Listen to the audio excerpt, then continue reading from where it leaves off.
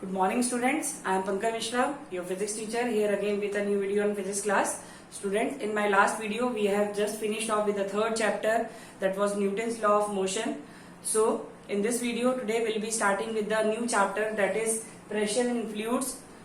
आज के वीडियो में बेसिकली हम लोग प्रेशर के बारे में पढ़ेंगे, प्रेशर से रिलेटेड थ्रस्ट के बारे में पढ़ेंगे. बच्चे को रिलेट कर देते हैं. Pressure and thrust both are different things. ठीक है, प्रेशर पढ़ना है, थ्रस्ट पढ़ना है, उनके मैथमेटिकल एक्सप्रेशन पढ़ना है, उनका रिलेशनशिप पढ़ना है, एटमॉस्फेरिक प्रेशर के बारे में पढ़ना है, एंड देन उसके एप्लीकेशंस के बारे में पढ़ना है. ठीक है, so let's start with the video. So first of all will talk about thrust. सबसे पहले आज हम लोग थ्रस्ट के बारे में पढ़ेंगे, क्योंकि फोर्स हम लोगों ने पढ़ चुके हैं कि force is a kind of external agent. ठीक है, फोर्स क्या है? एक एक्सटर्नल एजेंट है जो कि क्या करता है, it changes the state of a body. That is किसी बॉडी को रेस्ट से मोशन में ला देता है और किसी बॉडी को मोशन से रेस्ट में ला देता है. तो just like thrust is also kind of force, but ये नॉर्मल फोर्स होता है. ठीक है, normal force acting on a surface. ठीक है, normal force acting on a surface या normal force acting per unit area, है ना. इसको हम लोग क्या कहते हैं? Normal force acting per unit area. तो क्योंकि it is a kind of force, तो हम लोग यहां से निकालें तो thrust is a kind of force. Thrust क्या है? Thrust is a kind of force, ऐसी फोर्स जो नॉर्मली लगे. तो फोर्स है तो जाहिर सी बात है इसकी यूनिट क्या हो जाएगी? SI unit will be equal to newton. SI unit इसकी हो जाएगी न्यूटन. और अगर सीजीएस की बात करें तो that will be equal to dyne. ठीक है, न्यूटन एंड डाइन हो जाएंगी. एंड अगर हम इसकी बात कर रहे हैं कि फोर्स ये हो गया, तो अब हमारा सेकंड पॉइंट क्या होता है? ये तो एसआई यूनिट से रिलेटेड हो गया. सेकंड पॉइंट होता है क्योंकि ये फोर्स है तो it is a vector quantity. It is a vector quantity. ये एक वेक्टर क्वांटिटी होती है, इसका मैग्नीट्यूड भी होता है और डायरेक्शन भी होता है. तो ये तो थ्रस्ट से रिलेटेड बात हुई. ठीक है, अब हम लोग आ जाते हैं, क्योंकि हमें चैप्टर पढ़ना है प्रेशर, और बाद में मैं इनको कोरिलेट करके बताऊंगा कि दोनों डिफरेंट है. बस हाँ, इनके बीच में रिलेशन जरूर होता है. अगर हम प्रेशर की बात करें तो प्रेशर अभी मैथमेटिकली भी पढ़ेंगे, पहले प्रेशर समझ लें क्या होता है. ठीक है, pressure thrust acting per unit area is defined as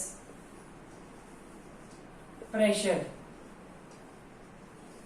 ठीक है, और इसको अगर हम मैथमेटिकली बात करें तो pressure is equal to force upon area होता है. Pressure is equal to force upon area mathematically. तो यहाँ पे ध्यान से देखिएगा, ये जो फोर्स लिखा है यहीं पे हम लोग इसको थ्रस्ट लिख देते हैं. ठीक है, तो pressure is equal to thrust upon area या फिर फोर्स अपॉन एरिया. तो यहाँ से ये जो चीज एक्सप्रेशन निकल के आया है, बेसिकली ये ऐसे होता है, P proportional F and P is inversely proportional to area of cross section. तो जब इन दोनों को कंबाइन करते हैं फ्रॉम फर्स्ट एंड सेकेंड, तो this is equal to P proportional F by A. जब इसको सॉल्व करते हैं तो प्रोपोर्शनलिटी कांस्टेंट हटता है. This is equal to P equal to K times of F by A, and K की value अगर 1 हो जाती है तो दिस इज इक्वल टू कितना आ जाएगा? ये P equal to F by A, क्योंकि K की वैल्यू आपने 1 रख ली. अब यहाँ पे आपको दिख रहा होगा कि प्रेशर बेसिकली दो चीजों पे डिपेंड कर रहा है आपका. एक आपका डिपेंड कर रहा है फोर्स पे, है ना, कितना थ्रस्ट लग रहा है. ठीक है, तो यहाँ पे प्रेशर की डिपेंडेंसी अगर देखा जाए तो यहाँ पे एक तो किस पे लग रहा है? थ्रस्ट पे लग रहा है ना, या फोर्स एक्टिंग, है ना. और दूसरा डिपेंड कर रहा है एरिया ऑफ क्रॉस सेक्शन पे. एरिया ऑफ क्रॉस सेक्शन, इसका मतलब ये हुआ कि अगर हम यहाँ पे देखें तो प्रेशर जो है डायरेक्टली प्रोपोर्शनल फोर्स पे है. इसका मतलब ये हुआ कि अगर जितना मैग्नीट्यूड ऑफ फोर्स ज्यादा होगा उतना प्रेशर ज्यादा होगा. ठीक है, और जितना मैग्नीट्यूड ऑफ फोर्स कम होगा देन उतना ही प्रेशर आपका कम होगा. इसके अभी एप्लीकेशंस भी हम लोग पढ़ेंगे. और अगर यहाँ पे देखिए inversely proportional to area of cross section, इसका मतलब ये हुआ कि अगर एरिया ऑफ क्रॉस सेक्शन कम होगा तो प्रेशर ज्यादा लगेगा। इनवर्सली में हमेशा याद रखिएगा, अगर कोई भी टर्म इनवर्सली में होगी तो उसमें एक क्वांटिटी अगर आपकी बढ़ेगी then consequently that the other quantity get decreases and vice versa. ठीक है, तो ये आपका मैथमेटिकल एक्सप्रेशन हुआ। अब हम इसके यूनिट्स के बारे में बात करते हैं। ठीक है, तो इम्पोर्टेंट पॉइंट अगर हम बात करें प्रेशर की तो क्या होगा,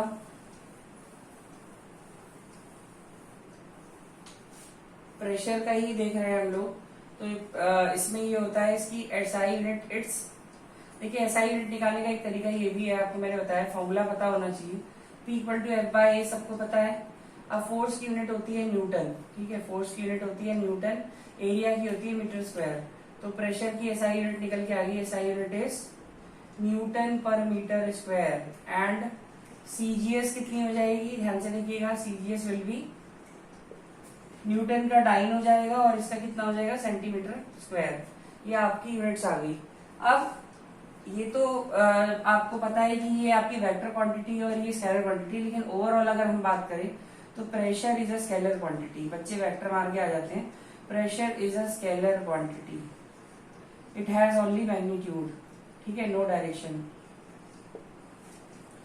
ये आपकी स्केलर क्वांटिटी हो गई। ठीक है, तो हमने प्रेशर पढ़ लिया और थ्रस्ट पढ़ लिया। अब इसके हम लोग एप्लीकेशंस भी पढ़ेंगे जो कि डायरेक्टली प्रोपोर्शनल फोर्स और inversely proportional to area of cross section से रिलेटेड है। बट बिफोर दैट हम लोग थोड़ा सा एटमॉस्फेरिक प्रेशर के बारे में भी पढ़ेंगे, क्योंकि इसमें एटमॉस्फेरिक यूनिट भी होती है। ठीक है, एटमॉस्फेरिक प्रेशर। ठीक है, the pressure exerted by the atmosphere, है ना, जो हम पे एटमॉस्फेयर की वजह से प्रेशर लग रहा है, that is called atmospheric pressure. और अगर हम इसकी यूनिट की बात करें तो इसकी यूनिट हो जाती है बार। और हम पास्कल भी यूज करते हैं यहाँ पे। ठीक है, 1 पास्कल भी यूज करते हैं। तो एटमॉस्फेरिक प्रेशर में हम लोग इसको बार के टर्म्स में लिखते हैं, and 1 pascal is equal to 10 to the power 5 bar. ये बहुत इंपॉर्टेंट रिलेशन है, ये पूछा जाता है। 1 pascal is equal to 10 to the power 5 bar. अब कभी कभी एक एग्जाम में क्वेश्चन आता है डिफाइन 1 पास्कल, इसको याद रखिएगा।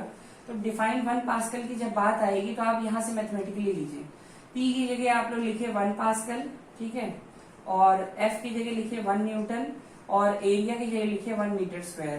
तो लिखो, आप लोग लिखेंगे pressure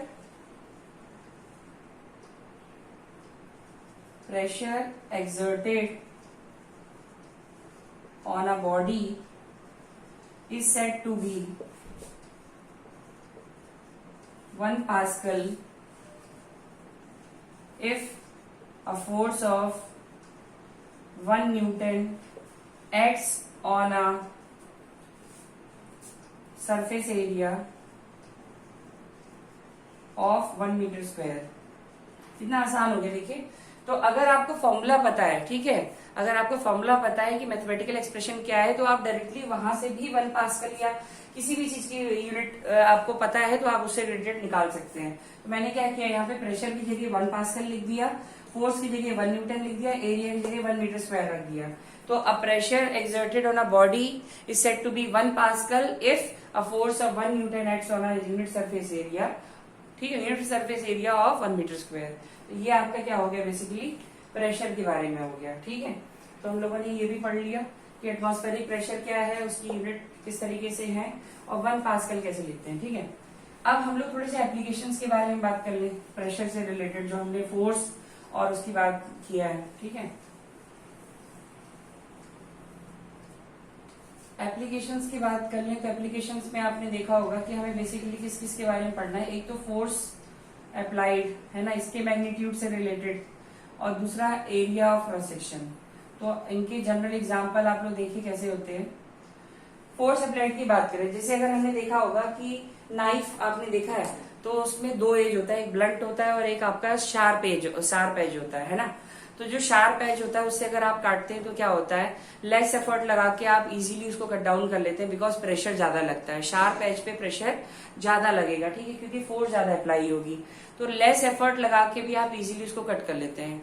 in a similar way in case of pin, अगर आप बोर्ड पिन की बात करिए तो बोर्ड पिन के दो एजेस होते हैं, एक आपका शार्प होता है बहुत, है ना, that is pointed and the other one is blunt one. तो अगर आप उसको हैमर से या किसी भी तरीके से अगर उसको आप अगर इंसर्ट करने की कोशिश करते हैं इन केस ऑफ वुडन बोर्ड और एनीथिंग, तो वहां पे क्या होता है, अगर आप ब्लंट साइड से करते हैं तो वो मतलब इंसर्ट नहीं हो पाएगी। But in case of that sharp edge क्या होगा, वहां पे प्रेशर आपका ज्यादा लगेगा क्योंकि फोर्स ज्यादा अप्लाई होगा। तो ये तो हमारा फोर्स अप्लाइड से रिलेटेड मैंने आपको बताया, ठीक है। अब एरिया ऑफ क्रॉस सेक्शन की बात की जाए तो एरिया ऑफ क्रॉस सेक्शन से भी रिलेटेड आपका होता है, जैसे in case of loose sand, अगर आप लूज सैंड में खड़े होते हैं तो आपके पांव इजीली धस जाते हैं अंदर, ठीक है, क्योंकि वहां पे एरिया ऑफ क्रॉस सेक्शन से रिलेटेड अगर बात करें तो वहां आपका कम होगा and pressure will act more.